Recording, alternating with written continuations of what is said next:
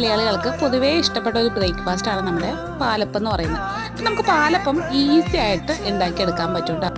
2 cup പച്ചരി നന്നായിട്ട് wash ചെയ്തെടുത്തതിന് ശേഷം അതിലേക്ക് 1 കപ്പ് ചോറും 1 കപ്പ് തേങ്ങയും 1 സ്പൂൺ പഞ്ചസാര 1/4 സ്പൂൺ ഇൻസ്റ്റൻറ്റ് ഈസ്റ്റ് 2 കപ്പ് വെള്ളം ഒഴിച്ച് നമുക്കൊരു 4 മണിക്കൂർ കുതിരാനായിട്ട് മാറ്റി വയ്ക്കാം. അതിനുശേഷം നമുക്ക് ഇതൊന്ന് അരച്ചെടുക്കാം. അരച്ചെടുക്കുമ്പോൾ വേറെ വെള്ളമൊന്നും ചേർക്കരുത്, ഇതിലുള്ള വെള്ളം മാത്രം മതിയാവും. അപ്പോൾ 2 ബാച്ചായിട്ടാണ് ഇതുപോലെ അരച്ചെടുക്കുന്നത്. അതൊരു പാത്രത്തിലേക്ക് ഒഴിച്ച് കൊടുത്തിട്ട് അതിലേക്ക് ആവശ്യത്തിന് ഉപ്പ് കൂടി ഇട്ട് കൊടുക്കുന്നുണ്ട്. ഇത് നന്നായിട്ടൊന്ന് മിക്സ് ചെയ്തതിന് ശേഷം നമുക്കിതൊന്ന് അടച്ച് വയ്ക്കാം.